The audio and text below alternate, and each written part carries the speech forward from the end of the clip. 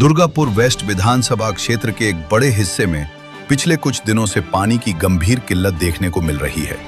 जानकारी के अनुसार गैमन ब्रिज के पास रेलवे ब्रिज पर चल रहे डीपीएल पाइपलाइन कार्य के कारण जल आपूर्ति बाधित हुई है। स्थिति की गंभीरता को देखते हुए तृणमूल कांग्रेस के उम्मीदवार कवि दत्ता ने आज प्रभावित इलाके का दौरा किया।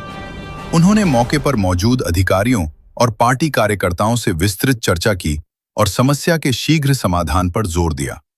अधिकारियों के साथ बातचीत के बाद आश्वासन दिया गया है कि समस्या का समाधान आज ही कर लिया जाएगा। उम्मीद जताई जा रही है कि दोपहर तक सभी प्रभावित क्षेत्रों में पानी की सप्लाई सामान्य हो जाएगी। অনেক দিন ধরে একটা জলের প্রবলেম হচ্ছে, একটা রেলের একটা কাজ হচ্ছিল বলে একটা কিছু ইস্যু হয়ে গেছিল, মেজর ইস্যু, যার জন্য একটা বিস্তীর্ণ এলাকা এই সাগরভাঙা আইটিআই এই পুরো দিকটাতে এটা একটা মেজর জলকষ্টের একটা বিশাল ব্যাপার। এবার লোকের তো এই গরমকাল ধরুন পড়ে গেছে, এর জন্য আমি এসেছিলাম দেখতে, সুপারভাইজ করলাম, সিনিয়রদের সঙ্গে কথা বললাম, ডিপিএলের এমডি বলুন, আমি গিয়ে কথা বললাম। আই এম ভেরি হোপফুল যে আজকে থেকে এটা চালু হয়ে যাবে এবং আশা করছি কালকের মধ্যে ফুল ফেজের চালু হয়ে যাবে, ওনারা যেটা আমাকে আশ্বাস দিলেন সেই হিসাবে। তো এটা একটা রিপেয়ারিংয়ের কাজ।